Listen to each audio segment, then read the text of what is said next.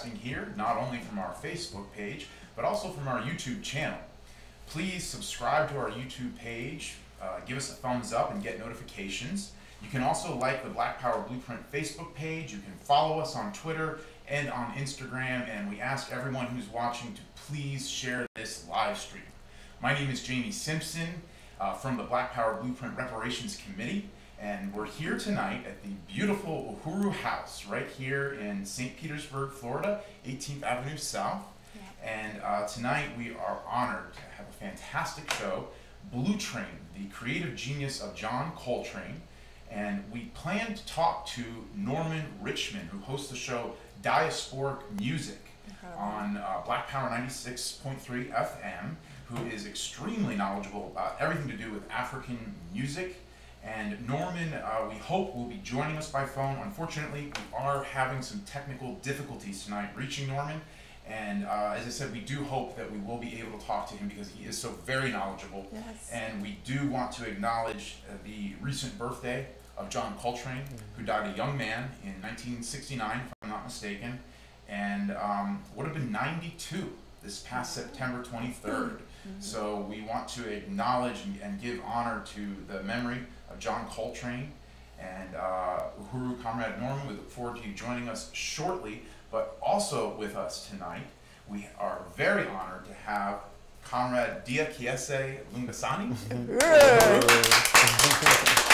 Station manager of Black Power 96.3 FM and a member of the African People's Socialist Party right here in St. Petersburg, Florida. Yes. Uhuru, Comrade Dia. Uhuru. And as always, I am honored to be joined by my co-host, the chair of the African People's Solidarity Committee, Penny Hess. Uhuru.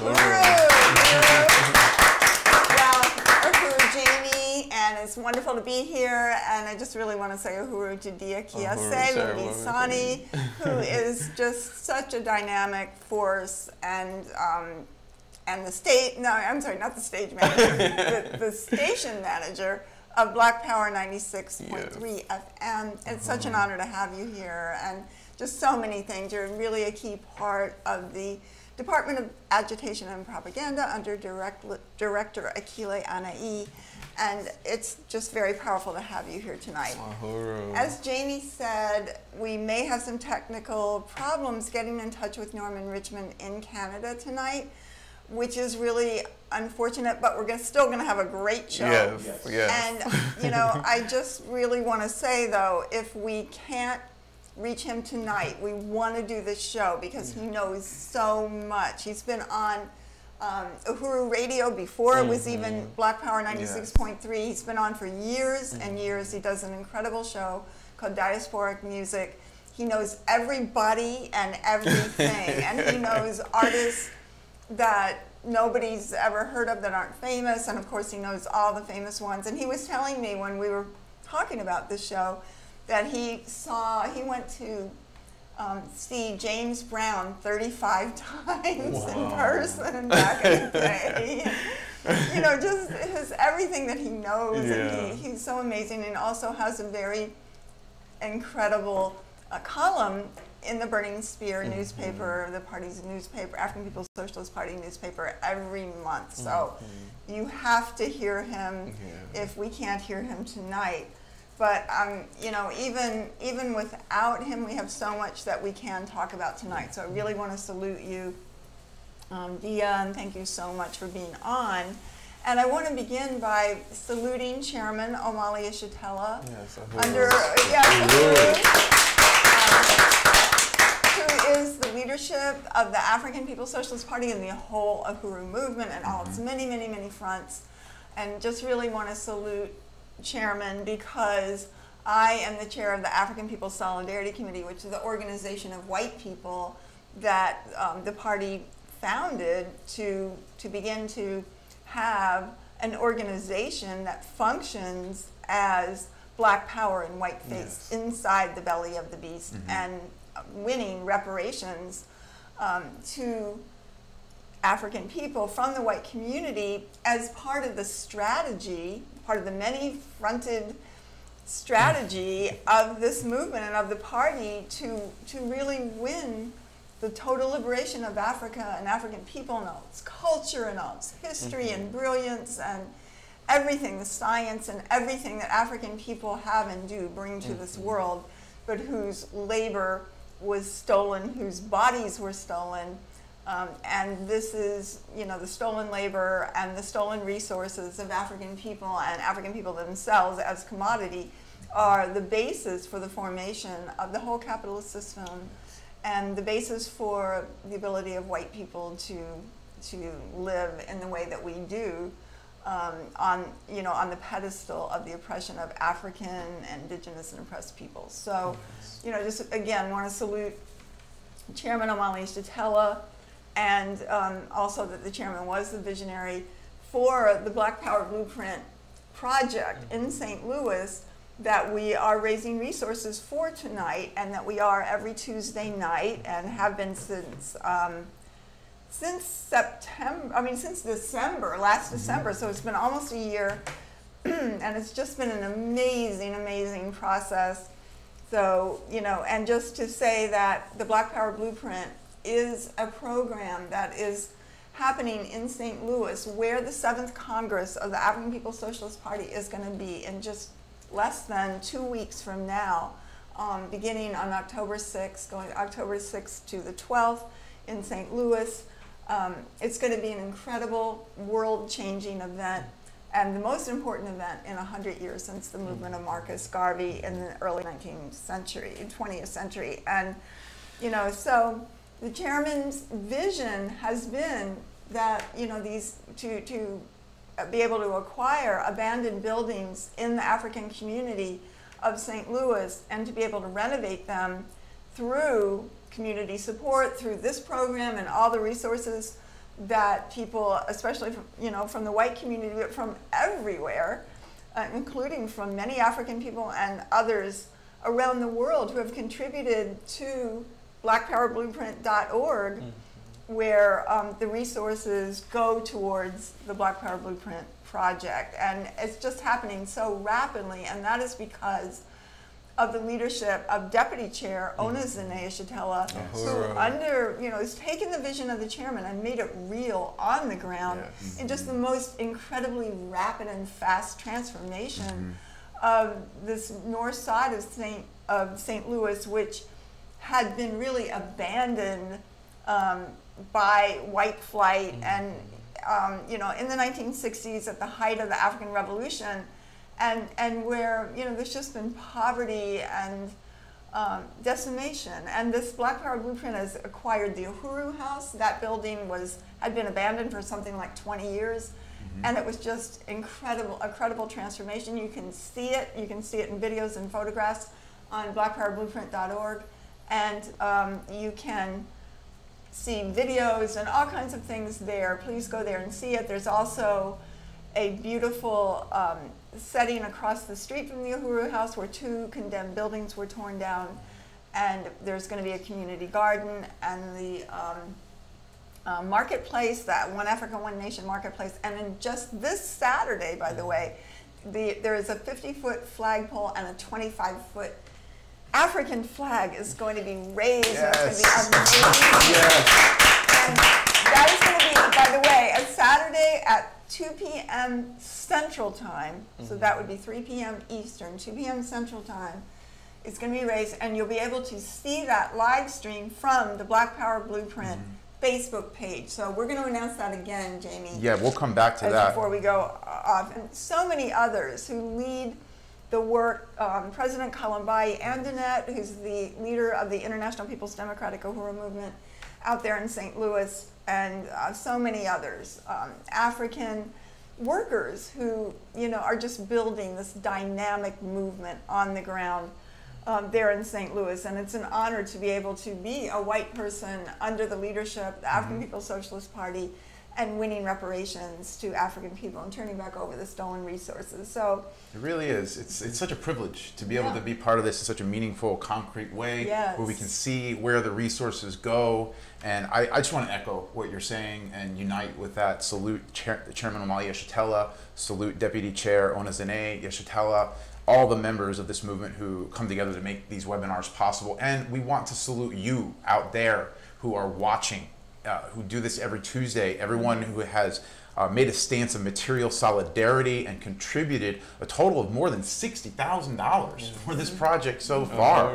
I mean, I just want to say uhuru to that. Uhuru to everyone who has taken a stance of reparations, of material solidarity with African liberation. You know, currently, as Chairwoman Penny was laying out, the Black Power Blueprint is raising an additional $20,000 by the end of the year to help fund the renovation of a fourplex apartment building, and that is happening as we speak, to house workers for the African Independence Workforce Program. And the installation, as Penny had mentioned, of the 50-foot flagpole and that giant African flag, which is going to go up Saturday, and you'll get more information about that, which is so hugely significant. The flag that was voted on by the Marcus Garvey movement back in the 20s. 1920. And there's going to be lighting and landscaping, expanding the community garden that Penny mentioned, and so much more. So far, you have helped us to raise $8,385, and that towards our goal. That's our phase right, 2.2. Yeah. Towards our goal of $20,000, putting us at 40% of our goal.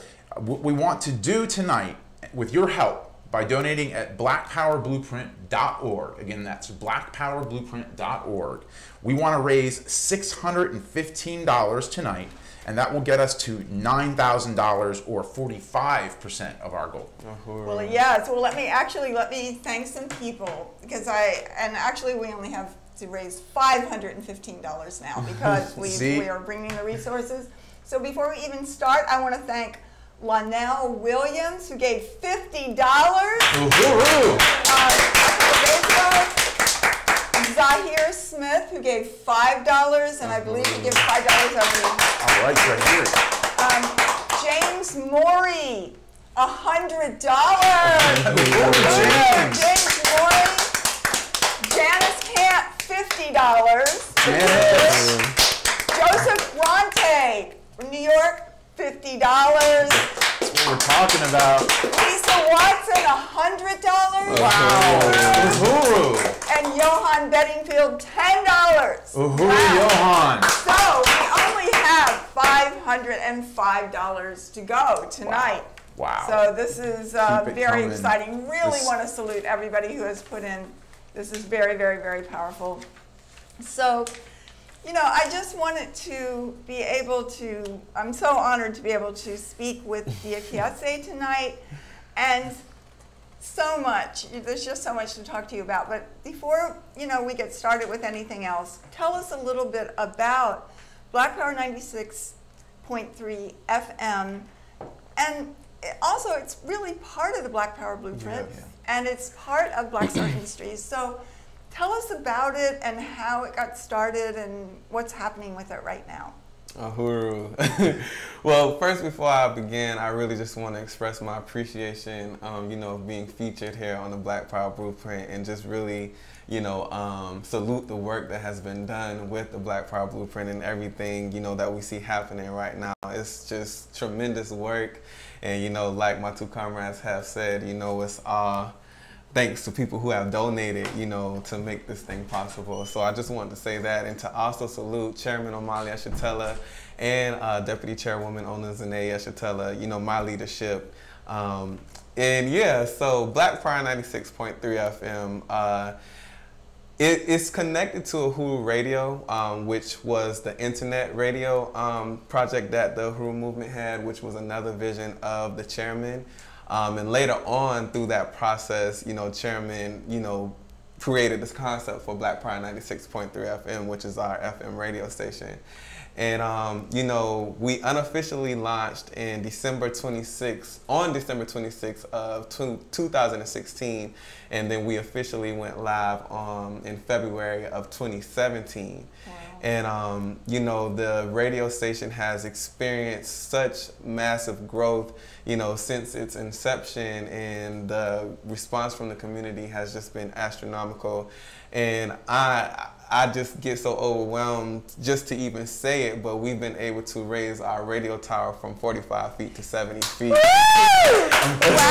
that is so big. That is so important. Tell us a little bit more about that. What that means. And you know, that it's just a massive, profound, and just great victory for African people, you know, located not only here in St. Petersburg, Florida, but all around the world. And in February, we launched our Raise the Black Power Tower February Member Fund Drive, in which during that time we raised $10,000 to make it happen. And, you know, it was the people, you know, our supporting and our sustaining members, you know, who donated during that period to help us raise the funds to raise the tower. And yeah, just the importance of that, it really can't be overstated, because we're talking about, you know, this concept in which Chairman Omali Yeshitela introduced to the world when you speak about dual and contending power. And that's what the people were able to participate in, building dual and contending power, just like what we see with the Black Power Blueprint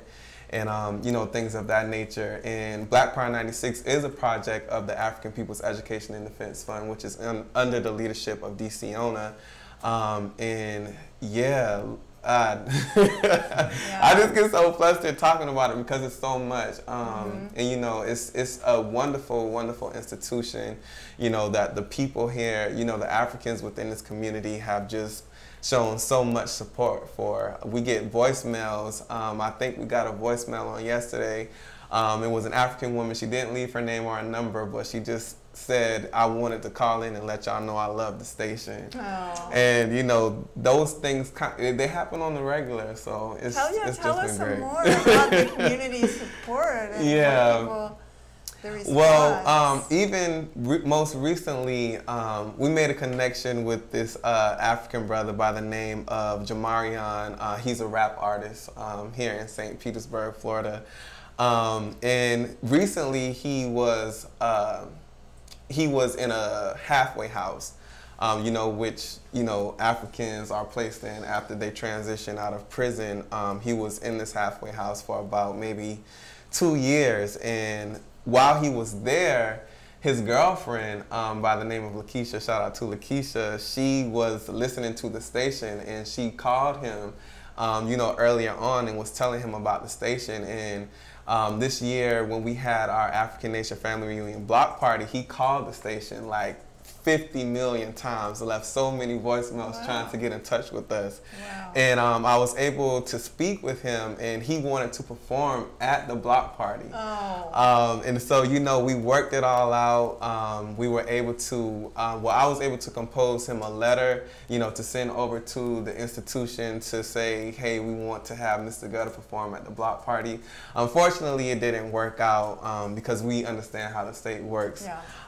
But he was able to come home maybe last week, and we had him on the station. We interviewed him, and we played some of his music. And you know, so it's just examples like that. I mean, like maybe last month we had an African woman, you know, riding in her car. I was standing outside the Black Power 96 studio doors, and she was playing the music. She was playing the radio station, and she was like, is that the station that I'm listening to right now? And I'm like, yeah, that's the station. And we have a radio, not a radio station, but we have a convenience store that's literally across the street that plays Black Power 96.3 FM. Wow. Yeah, it's been really powerful. It's powerful. Wow, that's so exciting. I mean, just to be able to be in your car and hear Chairman Jalali giving a speech, and you know, the kind of interviews that you do, or the kinds of things, the kinds of ways that you introduce the, you know, the realities of colonialism and the goals of freedom and liberation for African people into the everyday culture is so powerful and so beautiful and really inspiring. And the raising of the flagpole, the extending of the signal, is such an achievement. I know I live all the way on the west end of St. Pete. Freestyling this, but I can hear now in the morning your voice loud and clear. That's really going out towards the beach. It really is, yeah. It's such a powerful effect. Yeah. It is. It's a victory. Well, that is very, very, very exciting. And I think we do have Norman on. Oh, he's not on. He's not on. Okay. He's coming on. He's coming on. He's coming on. It's excellent news. Uhuru Yeah, Norman. I mean, I just, okay, so he's on. So let's see. Uhuru Norman. Oh, how are you? Uhuru, we're good. Can everybody hear? Can everybody hear Norman? I can hear Dia's laugh, so I know. Great. Okay, so we have worked everything out, and we have Norman Richmond from Toronto, Canada, on with us now, just by phone. So I think you can see his picture if you're looking at the live stream. But we're just really happy to be able to talk to you tonight. And just, you just know so much about African music. I love your show, Diasporic Music. It's been on for years. I love your articles and your column in the Burning Sphere newspaper. And it just seems like you know everyone and everything, whether they're famous or not, or, it's just so interesting. So, I just really Well, want I guess I shouldn't really take complete credit for that, because my father knew more about that than I did. But I was fortunate enough to, first of all, sing myself. I was in many singing groups, and I think I recorded my first record when I was about 14. And then I became a journalist, and I was able to meet a lot of people that way. And then I became in the movement, and I kind of mixed the two. Put it that way, yeah. But I credit my father and my mother, because my father was a man who had a photographic memory, and he bought records every week, beginning with 78s, then 45s, and then my mother, she documented everything. So she was like an archivist. So I was blessed by having, two people that really guided me, even before the movement. Wow. And you grew up in Los Angeles, is that correct? My mother tells me that I was conceived in Los Angeles, and I was born in Arcadia, Louisiana. Oh, okay. And then my mother was homesick, so she went back to Louisiana, and I was born in Louisiana in a house with a midwife. So that's why I am so smart, The midwives. Yes, all right. I wasn't born in a hospital. I always tease my sister about that. I say that's why I'm so brilliant. She always laughs at me. She laughs about me about that. Right. Well, yeah, anything not to be born in a hospital. So, yeah. So, we were going to talk about, we actually wanted to talk about John Coltrane because it was his 92nd birthday 2 days ago. And, just as the beginning of talking about the influence on the music, and just this whole way that African music has so many fronts to it, so much creativity, so much brilliance. And while it has some very, very, very different kind of music, there's something, a sense of sameness, I guess, because it comes from the African nation. There's a sense of sameness about the music and an interconnectedness of all African music. And, we just wanted to talk about that and just see, what you can tell us about, first of all, about jazz, about John Coltrane, and then going on to, you were telling me about how much you went to the concerts of James Brown back in the day and so many others. So first of all, can you tell us about the jazz, the John Coltrane, the influence, and where that came out of, and how, there was just this explosion of this incredible jazz in the 1950s and 60s. Can you tell us a little bit about that? What happened was, first of all, John Coltrane, one of his favorite quotes was, "I want to be the force which is truly for good. Basically, he wanted to be on the right side of history, and he was born in North Carolina, and I think he was born in Hamlet, North Carolina. Then he moved to a place called High Point, and on both sides of his family, his father, well, his father and his father-in-law both were ministers in the African Methodist Episcopal Church. I mean, one was the American African Methodist Episcopal Zionist Church. Now, you have to ask Glenn Ford. There's a difference between, the church. That one is different. Robeson was a part of one of those churches. Harriet Tubman, Frederick Douglass. I was married in the AME church, but there's two different set of AME churches. So Trane came out of that tradition, and his first wife was a woman by the name of Naima. She was a Muslim, and I was trying to do some research to find out what type of Muslim she was. She probably was an Ahmadiyya Muslim, because the Ahmadiyas, the Ahmadiyas came to America in, I guess, around the same time as Marcus Mosiah Garvey's UNIA was, and the Ahmadiyas were converted a lot of people to their form of Islam. People like Art Blakey, he took the name Brohana, Yusuf Latif, Ahmad Jamal, Dakota Staten, and people like that. All of them became Ahmadiyas. So I don't know whether or not Coltrane, Naima was, what type of Muslim she was, but she was a Muslim. And also, Trane was really influenced. He was into Africa, and he was into India, and he was also into the Caribbean. If you check out, some of the songs that he wrote. He wrote songs like,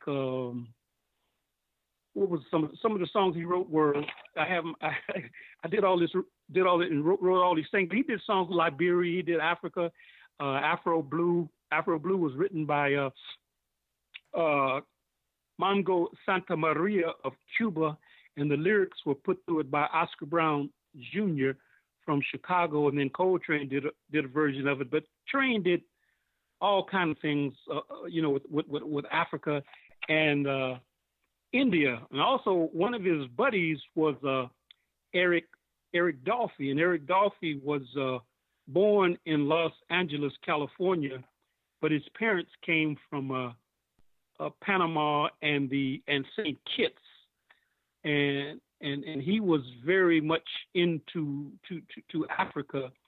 And my theme song is called "The Spiritual," and that is done by Coltrane and Eric Dolphy together.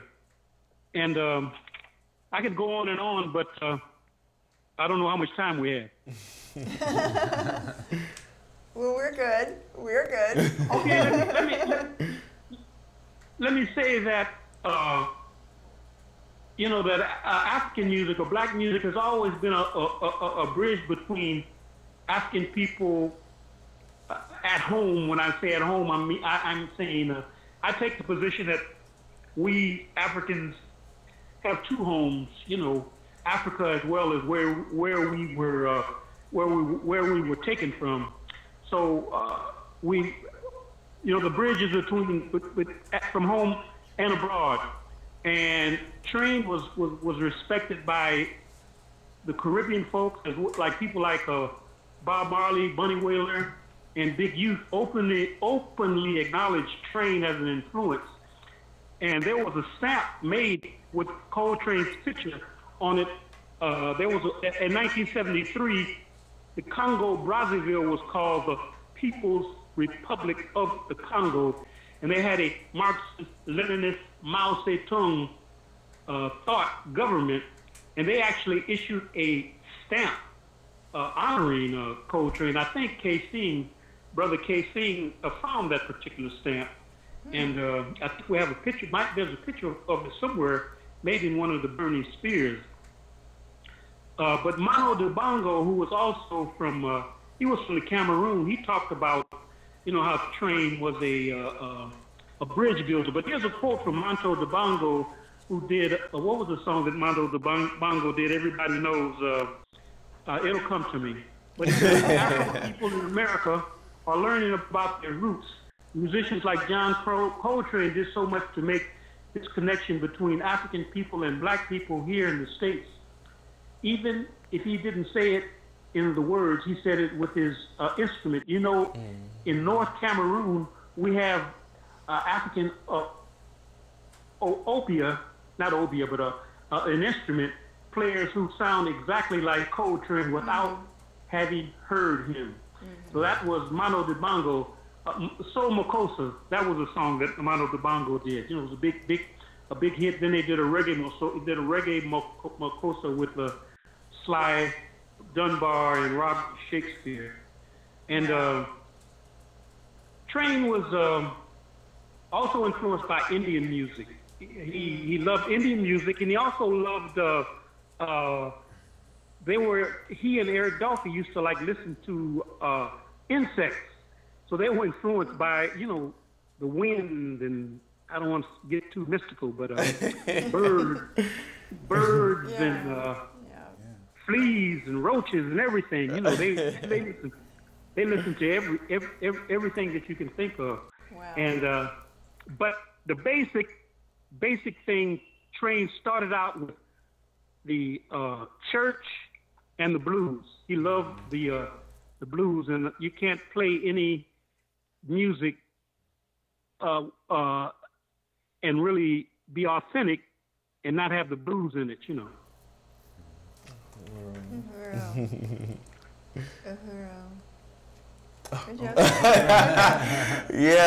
Uhuru Jalali, and I just want to remind everybody that Diasporic music does air on Black Pride 96 every Sunday from 2 to 4 p.m. So you can tune in from our website and on our free mobile app that's available on your iPhone and Android phone.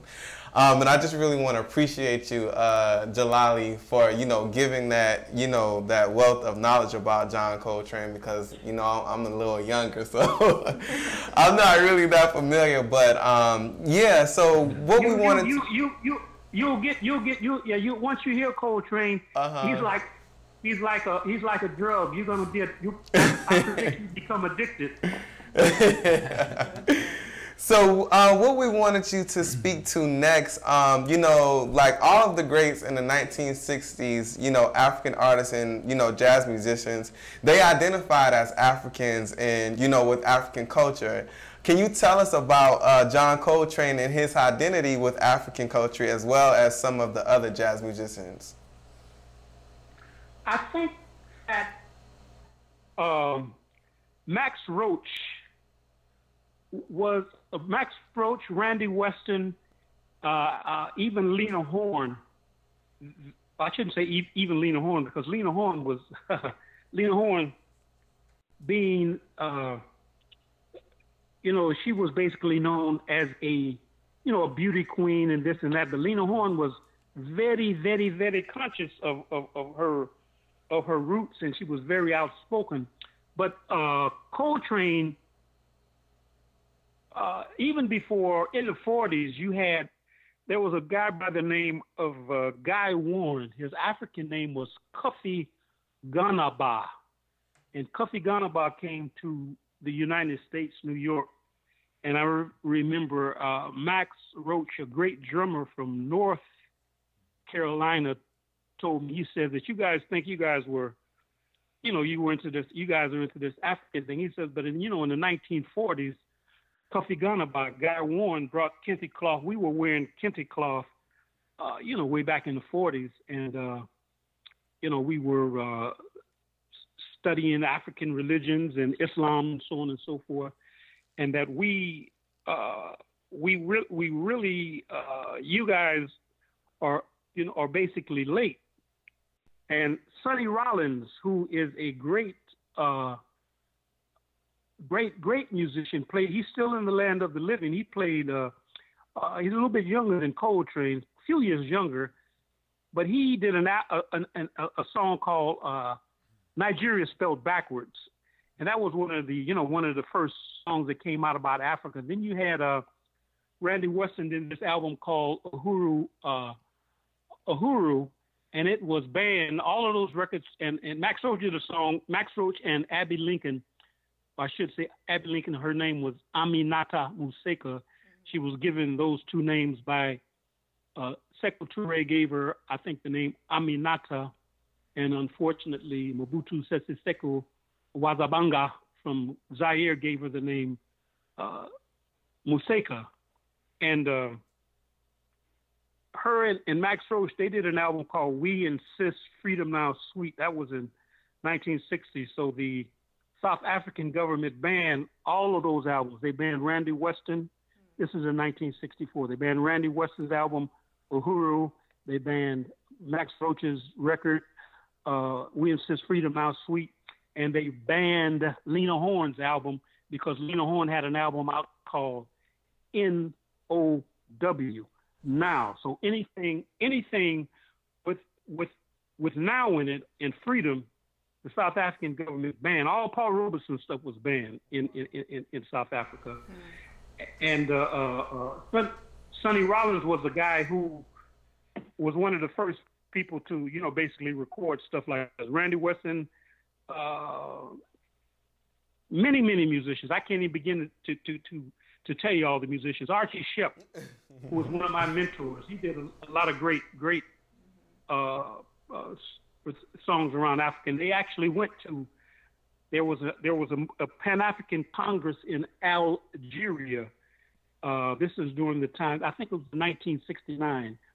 Haki Matabuti, who was at that time, I guess he was Donnell Lee, Archie Shepp, and they went to Algeria and they played in Algeria. And I think you can probably still see that on, might be on YouTube. And I guess Kwame Ture, Eldridge Cleaver, everybody was there. And that conference was basically a follow-up conference to the conference that took place in Senegal. I think the conference in Senegal took place in 1966. And I think Harry Belafonte boycotted that 66 conference because he did not go along with Leopold Senghor. Leopold Senghor was the first president of Senegal. He was a brilliant man academically, but he was politically he was basically tied to the French. I mean, he was so tied to the French that if the French would send him like documents for him to translate into French because he knew French better than the French. than the French. So he was basically a puppet really of France. And I know there are some of my Senegalese friends who get mad at me for saying it, but I'm going to say it anyway. Yeah, Leopold Senghor was on the wrong side of history. But, all of those musicians, like I said, took the position of, at that particular time, that Africa was our homeland. We should identify with Africa. And they studied African music. And many of them went on to fight for the African liberation movements in terms of, when people, the Africans were colonized by the English, Portuguese, the French, the Dutch, and our people in the Western Hemisphere, not just the jazz musicians, but if you check our history, you will know that we as a people always, many of us fought for the liberation of Africa. I remember the first time I met my father-in-law, he told me that very proudly that Jamaica had always fought against South Africa. He said, we had to because the majority of we are, predominantly black country, and whoever was leading the country had to take a position against South Africa because, we are a predominantly black country, and what would we look like not taking a position against apartheid at that particular time. So yes, we did take a position, and we took a very progressive position on South Africa, and I think that applies to the rest of the black world and the black world period. Black people in England, black people in Antigua, Guyana. I remember in 1972 we had demonstrations all over the Western Hemisphere. We had Toronto, we had about 5,000 people. I think in DC we had maybe 50,000. I can't say the number. San Francisco, I remember. Okay, in Toronto we had Fania Davis spoke, and Rap Brown's brother spoke, as well as the local leaders. Ed Brown was Rap Brown's brother. They spoke in Toronto, and we had 2, 3, 4, 5,000 people. In Washington, D.C., I think Elaine Brown was one of the speakers. They had, 10, 15, 20,000 people. Walter Rodney was from Guyana. He was speaking in San Francisco. And in Jamaica, we had people like Rupert Lewis. They spoke. In Guyana, we had Youssou N'dour, who's still in the land of the living. In Grenada, Maurice Bishop spoke. And there was a guy by the name of Howard Fuller. At one time, he called himself Owusu Sodoke. He was in SNCC with Chairman O'Malley and Kwame Ture. Wow. He basically went to Mozambique and came back and organized, demonstrations all over the Western Hemisphere. And, may God bless his soul. He's still in the land of the living, but he's taken another path. He's no longer on the left, Thank you so much for that answer, Jalali. Next, we wanted to speak about this big celebration that took place in Toronto, where you live, 20 years after the death of John Coltrane. Can you speak to us about that? Oh, you're talking about an event? Oh, this was, we had an organization called the African Liberation Month Coalition. Mm-hmm. We had a group of people who we have tried and have attempted to, change the name of Black History Month to African History Month or African Liberation Month, because we basically said that, it started out as Negro History Week, and in the 60s and 70s we became Black, and in the 70s, and we basically had talked about we were African at that particular point. Many of us took the position that we were Africans, and instead of talking about Black history, we should talk about liberation as opposed to history, because we are not necessarily concerned about the fact that they were African women who helped create the atomic bomb and all that kind of stuff. Because a lot of that type of history, we glorify those of us that were colonized. So we said we need liberation, African Liberation Month. So we should talk about Toussaint Louverture, Dessalines. We should talk about Nanny in Jamaica. We should talk about Queen Nzinga in Angola. We should talk about Paul Robeson. We should talk about the Garvey's movement. We should talk about Noble Drew Ali and, the fact that he brought Islam to America in 1914. So we basically took a different tack. So that in 1992, we put on a big seminar and a cultural show, and it was the 25th anniversary of the death of John Coltrane. And it was called, we had two videos, the Coltrane Legacy and Baraka on Trane. The Coltrane Legacy featured Coltrane playing his music, also Eric Dolphy, who we talked about, McCoy Tyner, Reggie Workman, and Jimmy Garrison, and Alvin Jones. Wait a minute, and Jimmy Cobb. Jimmy Cobb is still in the land of the living, and Reggie Workman is still in the land of the living, and so is McCoy Tyner. And we also showed a video that Amiri Baraka produced for us, especially for the occasion. And it was basically Amiri talking about Trane. And I had met Amiri Baraka, I guess, back in 1960, '68. I was underground at that particular time, and I remember going to the Spirit House in Newark, New Jersey, and I was basically underground. I saw Archie Shepp for the first time, and I just basically went. He was in his office, and he had a group of men, and they were talking, how men talk. And I remember I was saying, this is the great Amiri Baraka, who I read his book, Blues People, and I was always a huge follower of Amiri Baraka until, at one time, I still believe Baraka, because Baraka redeemed himself on many levels, but at one time, Baraka took the position that the Russians were, there was a thing called Russian imperialism, which was worse than U.S. imperialism.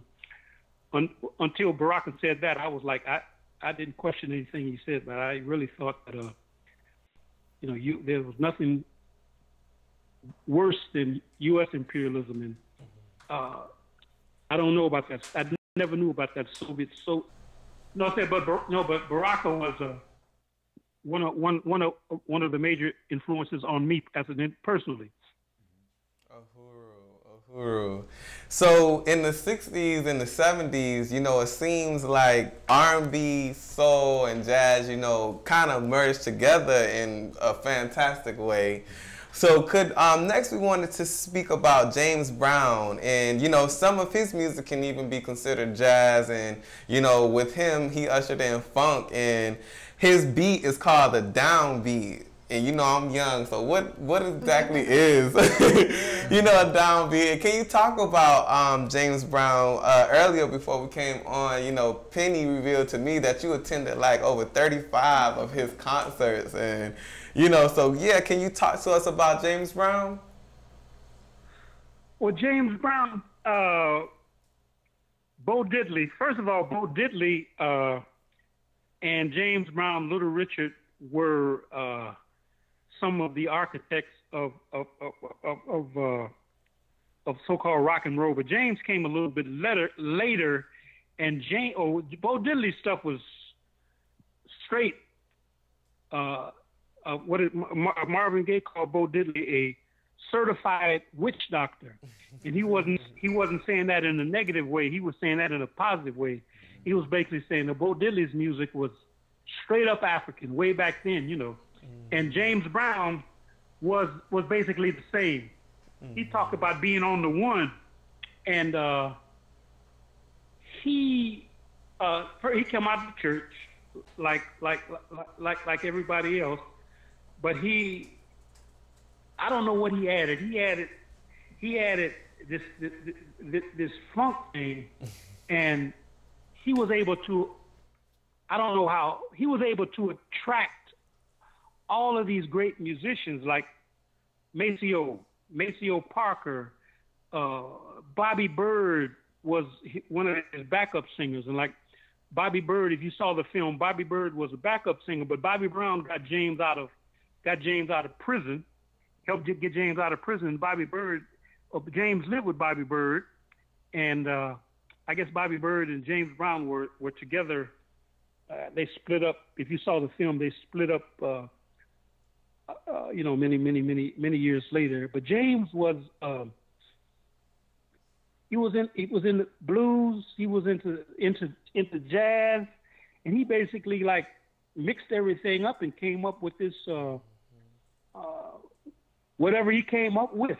And I can't really explain it. All I can know is that I love James Brown. I used to see him. I saw him I saw him a couple of times, like 2 times in a row. Like two times. Once in Toronto, there was a sister by the name of Gwen Johnston. Her husband. Gwen Johnston was almost like my one of my mothers. They owned the bookstore called the Third World Bookstore. So I was at the concert, and she saw me, and James Brown was going to do a second concert. She says, Otis, you want to go see James Brown again? Let's go. I'll pay for you. So we went to see him again. Then I was with my wife, and he was going to do 2 shows, And my wife insisted that we stay and see James Brown again. Mm-hmm. And I used to worship James Brown, really. Wow. Because he was like uncompromising. Yeah.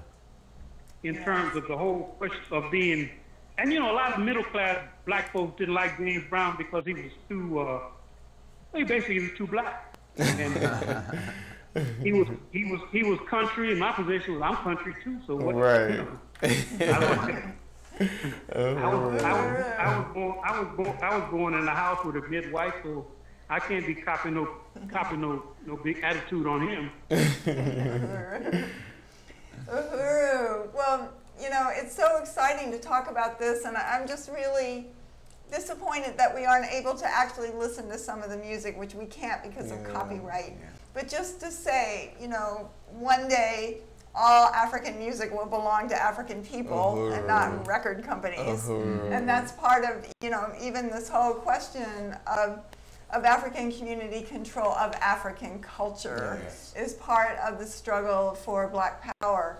And I just want to stop for 1 second and talk about why we need to give reparations and how special this program is tonight, because it just shows that African people in this country live under colonialism, and so that every front of the conditions of life for African people, this colonialism comes down upon them, whether it is music, whether it's just being able to see your children being afraid for them, and if they'll come home that night because maybe the police will do something to them, or in the schools. And we've talked about Black community control of the schools, we've talked about the police, we've talked about the prisons, we've talked about all the different conditions and why African people have to have power over their lives. It's not a struggle against racism, because that's just the ideas in people's heads. It's a struggle about a whole oppressor nation, which is us as white people who've made our living, who have social wealth. Colonialism means an economic aspect to it, of ripping off African labor, and that's what built the wealth and maintains the wealth of the system today. And that's why the liberation of Africa and African people is so central to, U.S. imperialism can't survive with that. And for us as white people, it's such an honor to be able to, to be under the leadership of this incredible movement for African liberation and for Black Power, and to be able to, look at, well, what can we do? How can we change our relationship to African people? Well, we can do this. We have an opportunity to do this under the leadership of the movement, the African People's Socialist Party. It's not abstract. It's not just an idea. It's not just about, racism, the ideas in white people's heads. It's about concretely, we have a role to play. We have a role to play. We have to go into the white community. We have to recognize the only reason that all this wealth is concentrated is because it was stolen from African people and from Africa. And, even how much money for white corporations did all of these incredible, genius, amazing musicians instill today? And we'll go on until imperialism and capitalism is gone. And, we have the ability to turn around our relationship as the oppressors, as the lynchers, as the people that carry out violence in the name of this state towards African people, or rip African people off by returning the stolen resources. And that is reparations. And reparations is a positive thing for white people, because it lets us begin to have an opportunity to be part of humanity for the first time. So I really want to call on everybody that's on this program and to hear this incredible history that we're hearing tonight from Jalali, Norman Richmond, longtime host of Diasporic Music on Black Power 96.3 FM and for the Burning Spear newspaper, to go to blackpowerblueprint.org and give whatever you can that's going to the Black Power Blueprint. And we've seen how in St. Louis, and of course here in St. Petersburg at the Uhuru House in Aquabaha, we've seen musicians coming and playing there. We've seen rappers, we've seen saxophone players, jazz singers, all kinds of, it's just like the Harlem Renaissance in so many ways. And this is what it goes to, the life and incredible creativity of the African population, that we can turn this back over. So we want to call on people to go to blackpowerblueprint.org and donate right now. Just go there right now. We only need $505 more tonight. We've got to get to $9,000 tonight. This is very, very, very important, you know, for the continued ability of the Black Power Blueprint to keep, you know, moving at such a rapid pace under the work of Deputy Chair Onizene Shatella and Chairman Omali Shatella. So go to blackpowerblueprint.org right now. We have $505 to go. We can do this. We've done it We can before, do and this. we've done more than this. And Yes. so we know we can do this tonight. If you've already donated, think about donating again. Call somebody that you know. Share this, as we said. My microphone might have misfired at the beginning. You can share this live stream. We're on Facebook. We're on YouTube. You can like us. You can spread this as far and wide as you can. Because this is an incredibly unique and rare thing. There's no other opportunity like this for white people, especially, to be able to be part of the African liberation movement and to understand the significance of African culture, of African music. James Brown, and when I think of James Brown, I think, say it loud, I'm black and I'm proud. I remember being young and just feeling the liberation in his voice, feeling the power, and knowing that I wanted to have a relationship with that. I wanted to have some kind of connection to that, but not knowing how to do that in a principled way. This is the principled way that we can do that as white people. We can go to blackpowerblueprint.org and dig deep and donate whatever we can, and get our friends, our family, anyone we know, if we care about them, they're worth letting know about this, and bring them into the fold. Bring them onto the right side of history. Yes. Because this kind of genius has got to have a platform, and it's right here at Black Power 96.3. And just one other thing that I would say is that, you know, when you watch these programs that we have, Black Power Blueprint Live, every Tuesday night, you can see the amazing range that the Uhuru movement has. I mean, it's part of music and all of the cultural scene. It's part of schools. It's part of, you know, black community control of the police. It's part of demanding reparations. It's the part of building and you know, construction workers and contractors, African contractors. There's just everything, the entire society. That is Black Power. You know, that's it. It's all deep into the African community, and this is the transformation, the only positive thing that's going on. And we salute Chairman Omali Shatella, you know, who's the one that has kept the struggle for real Black Power alive, you know, for the last 50 years and more. So this is a powerful movement to be part of. We're calling on everybody to go to blackpowerblueprint.org. Just go to donate, put in money towards the Black Power Blueprint, pay reparations, or support this program for Black Power Blueprint. It is changing the world. Yes. So we would like to get back to talking to Norman. Penny, Yes. could I wanted to say that St. Louis, you're in St. Louis now, right? Well, we're in St. Petersburg, but we will be in all of us will be in St. Louis very soon for the 7th Congress of the African People's Socialist Party. Okay. Well, I wanted to say that St. Louis is the birthplace of one of our great historians, Gerald Horne. And Gerald Horne was born in St. Louis, and he has written over 30 books about the African and the human experience. And I think one of his latest books is about the history of the black press. Also, St. Louis is the birthplace of a young man by the name of Theo Peoples. Theo Peoples was the lead singer of the Temptations and the Four Tops. Also, Dennis Edwards was living in St. Petersburg I'm not saying he was living in St. Louis, and Dennis Edwards was the man who replaced David Ruffin in the Temptations. And there's a song called Daydreaming and I'm Thinking About You. That was Aretha Franklin wrote that song for Dennis Edwards. Wow. And also G.C. Cameron lives in St. Louis, and G.C. Cameron was the lead singer of the Spinners and the Temptations, and he sang "It's So Hard to Say Goodbye to Yesterday and It's a Shame." And he is still in the land of the living, and he is one of the greatest singers that ever walked the earth. Wow. And he still lives in St. Louis right today.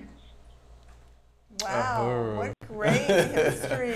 Yeah, it's fantastic. Yes. Okay, Jalali. So next, we wanted you to speak about another African musical pioneer, one of my personal favorites, and that would be Miss Nina Simone, Yes. who was a fantastic, musician.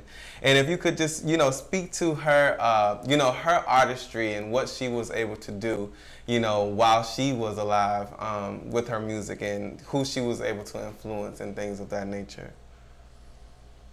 Well, Nina Simone was born in North Carolina, and she wanted to be, like many of our people, she wanted to be a classical pianist, and she studied classical piano, but the colonialism, which some people refer to as racism, prevented her from really being able to do the classical thing.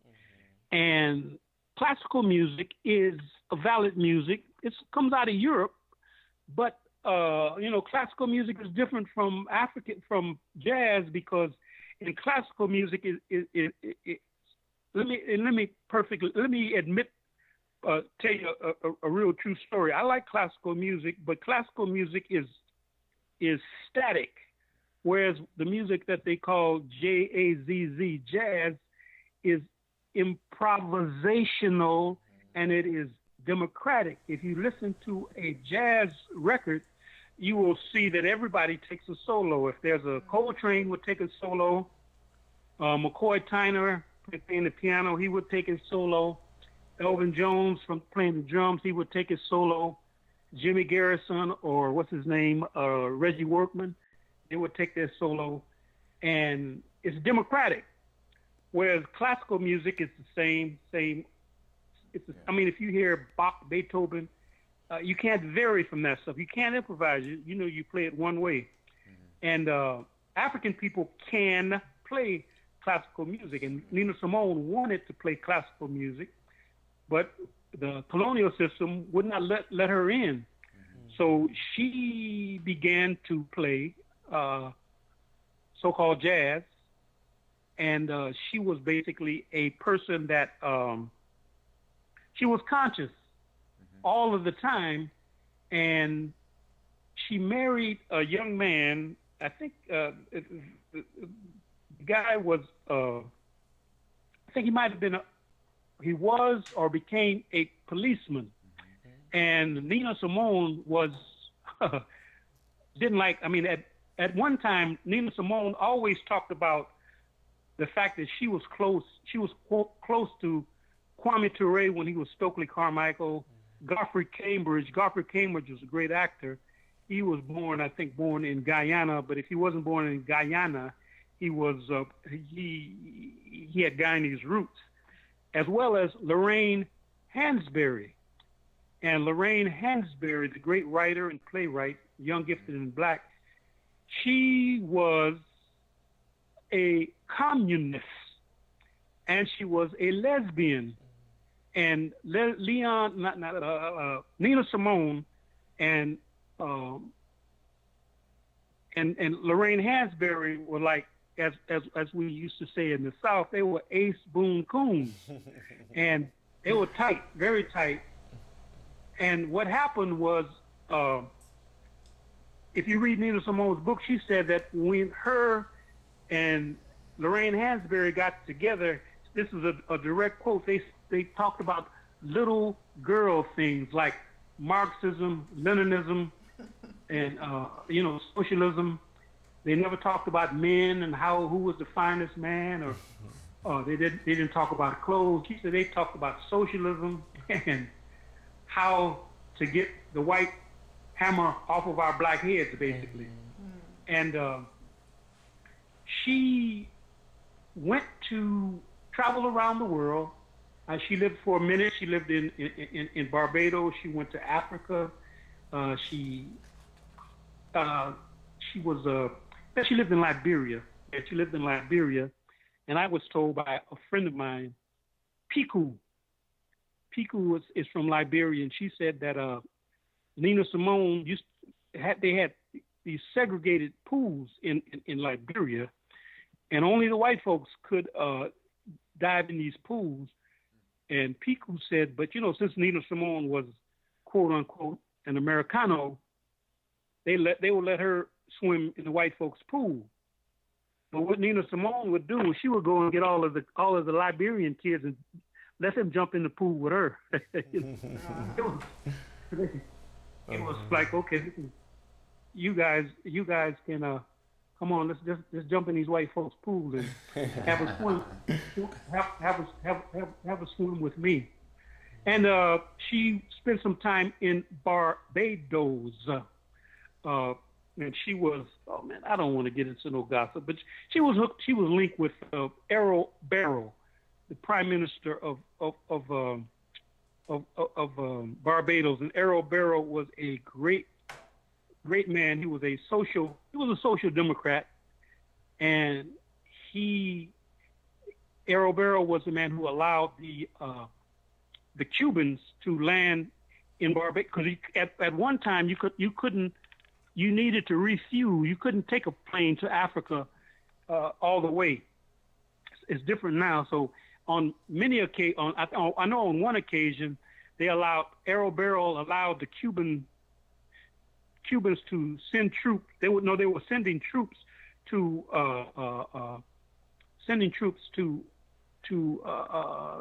Africa to fight against Angola, right, to fight against the South Africans. And they needed something. They needed some things, and they couldn't fly directly to South Africa. So at one time, Errol Barrow allowed the Cubans to, refuel in Barbados. He also, I think Barbados is one of the 1, 2, 3 terms of colonial education. And colonial education, everybody's gonna get mad at me, but learning how to read and write is not necessarily a bad thing. So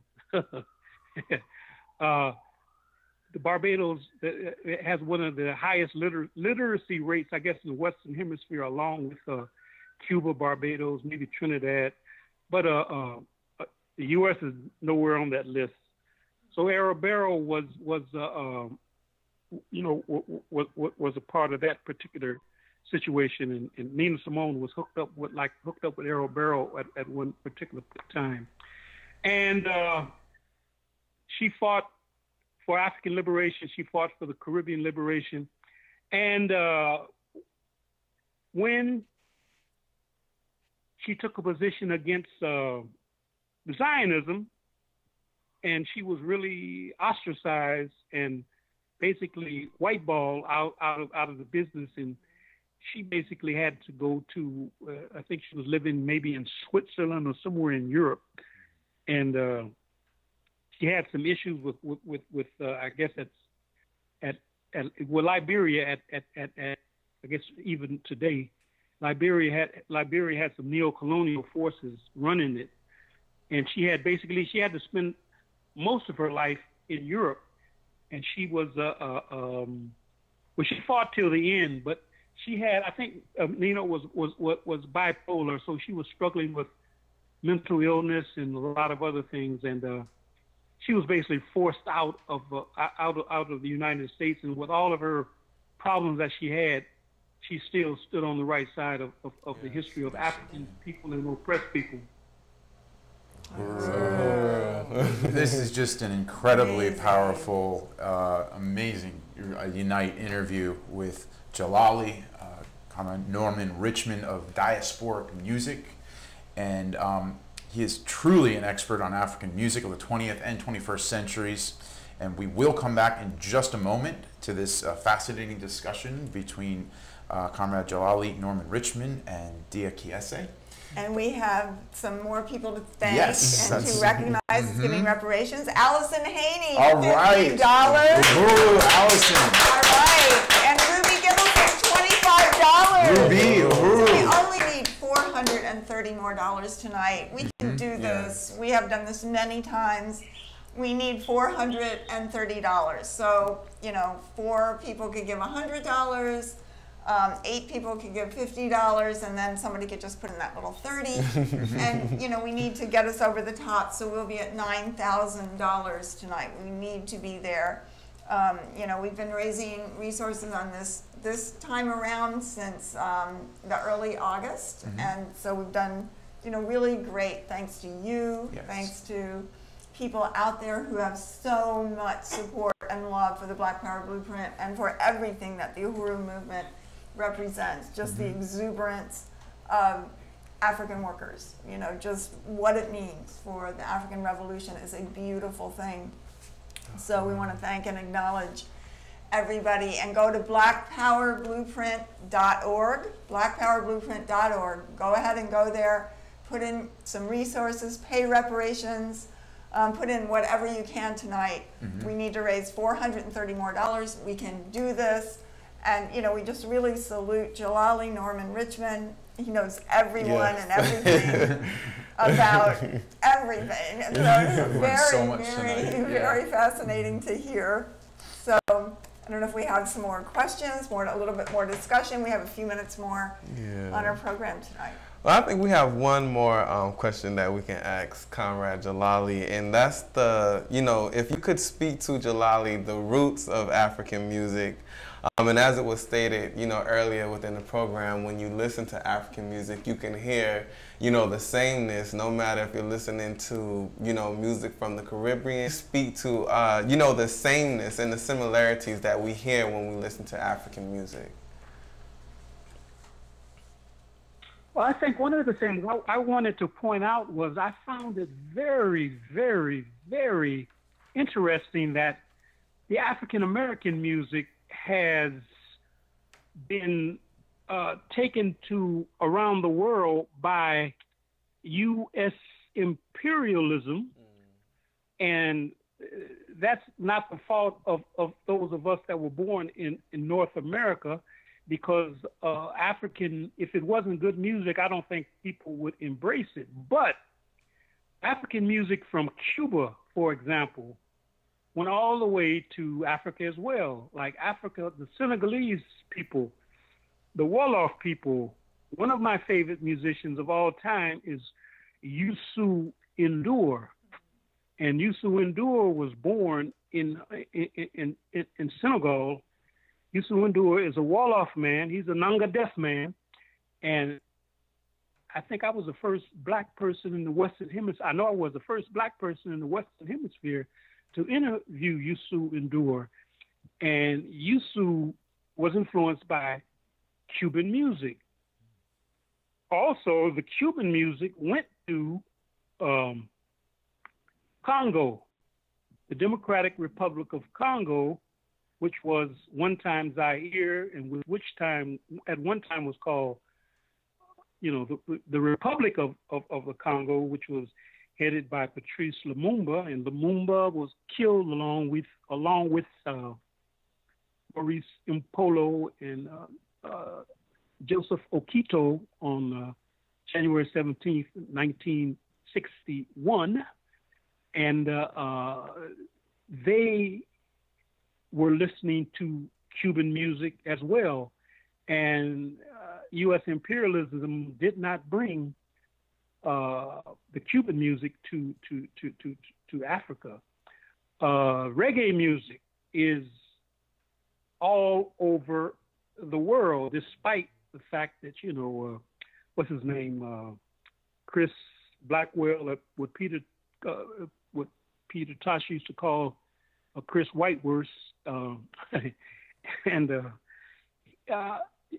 despite he would take credit for bringing reggae around the world, but reggae music is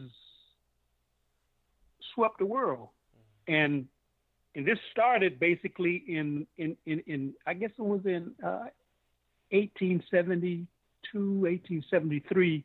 The Fisk Jubilee Singers went through Europe, and at that particular time, Europe wasn't like it was today in terms of, you have African people who colonized by Europe, of course.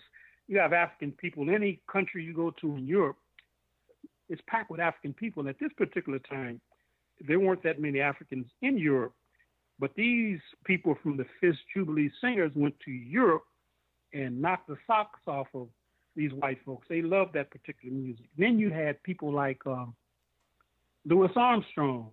Took Louis Armstrong, and later on Duke Ellington. They took jazz to Europe, and they turned it out. And then you had the reggae music went all over. No, R&B. Pardon me. After that, you had the R&B.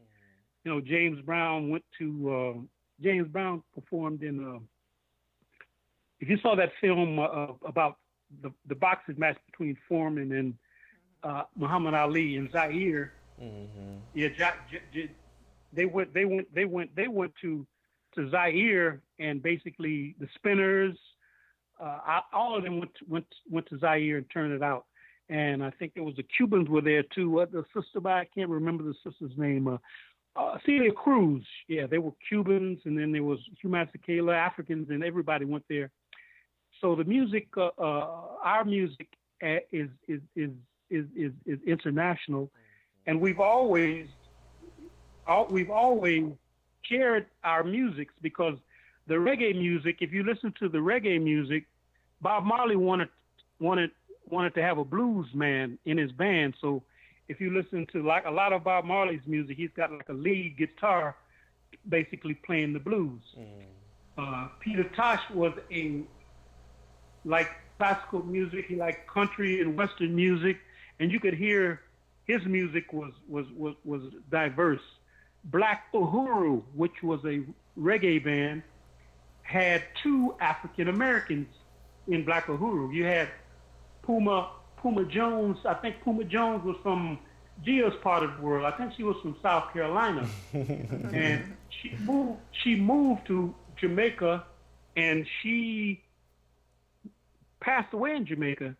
And if you listen to Puma talk, you would think she was born in Ocho Rios or Kingston, Jamaica. I remember I was backstage with her and Daryl Thompson was the guitar player with Black Uhuru, and he also was a guitar player for Peter Tosh. Daryl Thompson's father was a guy by the name of Lucky Thompson, who was a great tenor saxophonist who died. He was so opposed to racism, he died in the woods. I mean, he left America, went to Europe. He couldn't deal with Europe. He said they were racist there. He went into the woods, and Randy Weston talked about how the first time he saw Randy Weston said the first time he saw Lucky Thompson walked into a bar, and he was talking about jazz musicians being oppressed by, capitalism. And he was basically saying he was so influenced by Daryl Thompson, not Daryl, but Daryl's father, Lucky. So Daryl Thompson, Daryl was born in Detroit, and Daryl played with Black Uhuru. And he was always talking about, the internationalism of reggae music. And like I said, they were born in Puma was born in South Carolina, and Daryl was born in Detroit. And Al Anderson played No Woman, No Cry. He was born in New Jersey. And, the reggae music had a lot of Africans from different parts of the world. Duke Ellington's band had Africans from Jamaica, Africans from, I guess Juan Tizo. I don't know if he was African, but he was from well, he was African in terms. He was born in, his roots were Cape Verde Islands, but he looked like he was a Portuguese, but that's neither here nor there.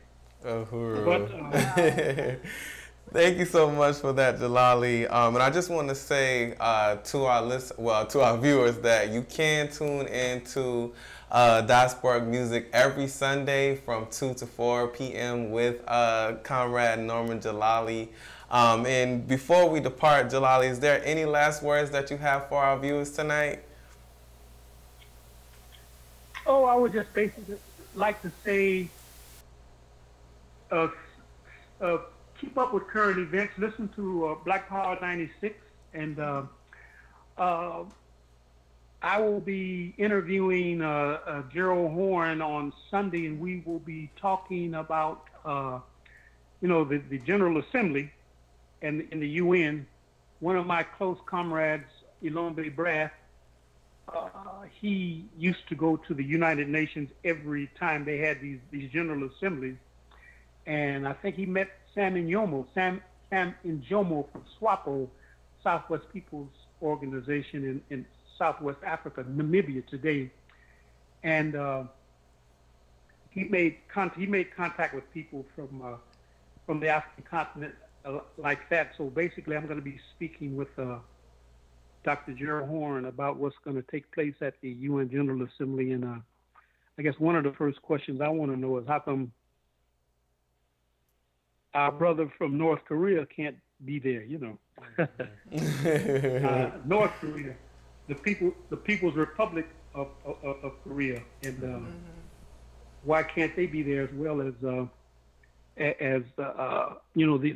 other Korea, and the other Korea, I think the brother's name is Moon. They're basically trying to come together, and it was U.S. imperialism which divided.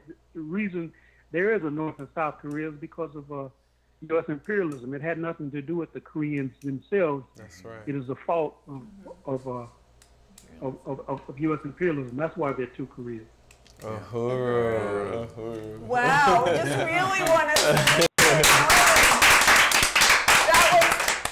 thank you so much for being on the show. This is so interesting, and we could go on for hours and hours. There's so much, but you always are, every week you put out such great information just like this on your show, Diasporic Music.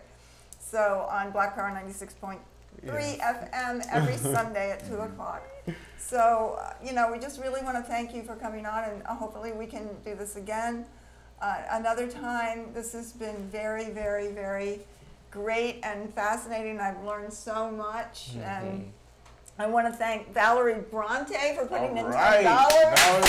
All right. Thank you. And we just have $420 left that we have to raise tonight. And we do have to do that. This is not charity. This is solidarity tonight. This is reparations. And as we always say, reparations is in our interests as white people. Yes, it's a self-criticism, but it's also a way for us to see a future for ourselves. It's real. It gets us out of this deadening life on the pedestal of the oppression of African people and of the majority of the people on the planet Earth. So reparations is returning stolen resources, returning the stolen resources to the African Revolution in particular. And this is the only place you can do that, by going to blackpowerblueprint.org. It puts us on the right side of history, the forward side of history, in unity with a world that we can see without white power, a world beyond white power, without oppression, and without the haves and the have-nots, without this artificial division in the world. And we heard that so much through Comrade Jalali's statements when you hear about Nina Simone towards the end of her life, all the things, the so-called diseases that they suffer. We know the real cause of every one of the ailments that any African revolutionary, African cultural genius has had to deal with. The cause is colonialism. And this is the only organization with a genuine plan to overturn that, and you can be a part of that. This also contributes towards, again, it's blackpowerblueprint.org. This contributes towards the ability of African people and African workers to have control over their own lives, to be able to make music, to make culture, and to build community, to have power in their own hands. So already there have been many amazing musicians playing right here at the Uhuru House in St. Petersburg and in St. Louis. This is about solidarity with a new world and with the genius and the talents of the African working class, which we know will blossom more than ever in this period. So go ahead and give reparations tonight, and we really want to salute everyone who's already made that stance. Yes, and we want to thank everybody who has given tonight. You can still go to blackpowerblueprint.org even after we go off the air. That's 24/7, blackpowerblueprint.org.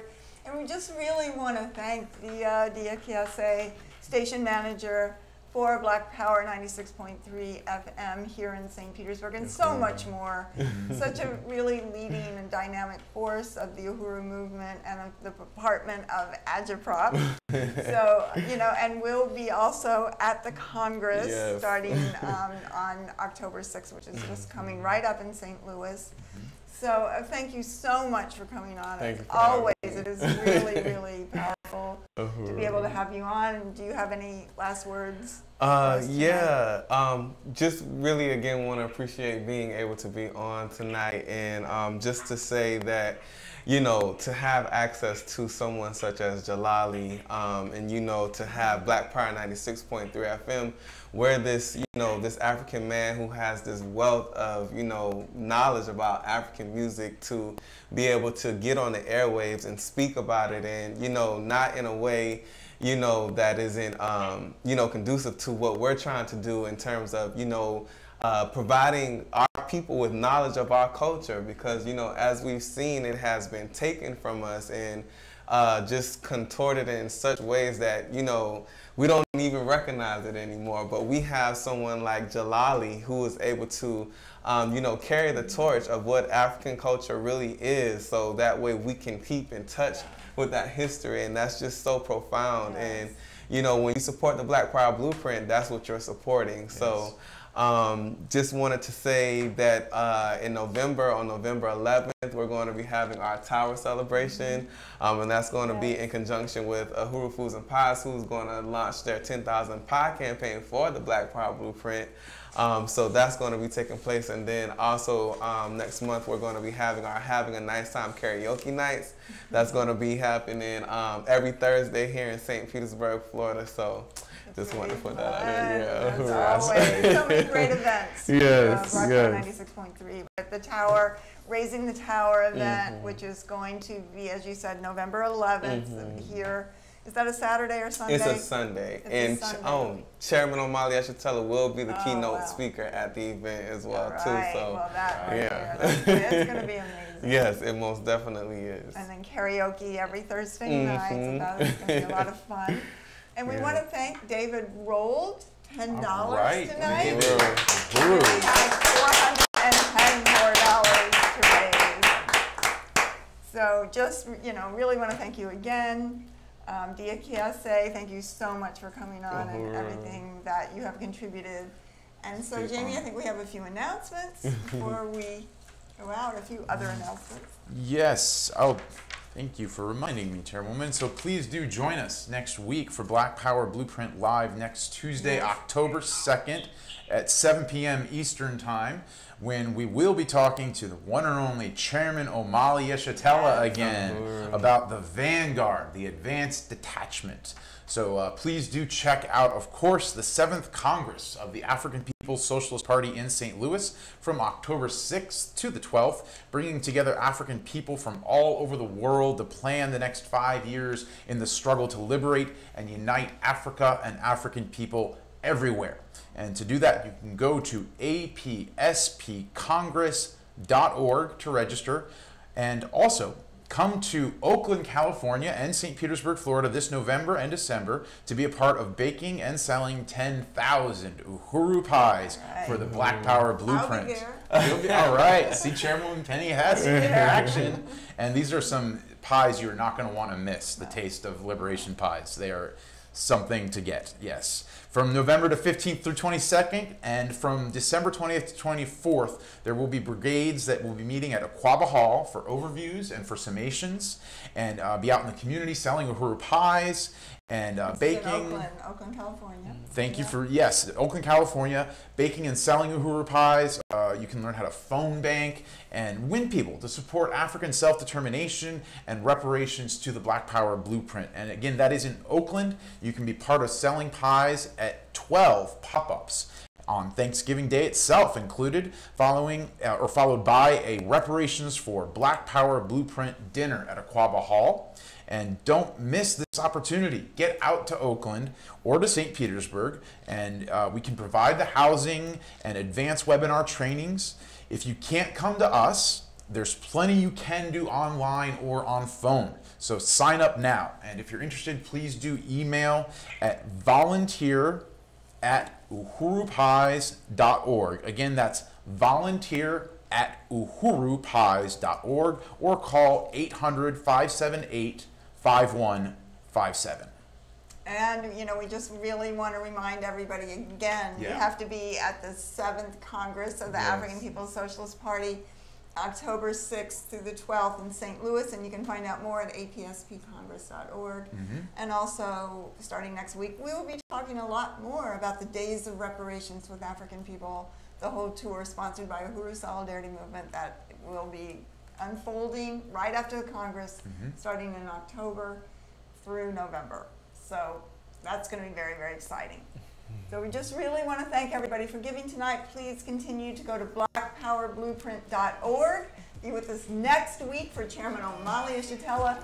Again, we want to thank Norman, Jalali, Richmond, and Dia Kiase Lungasani from here in St. Pete, and Jose Uhuru, and unity through Reparations! Uhuru.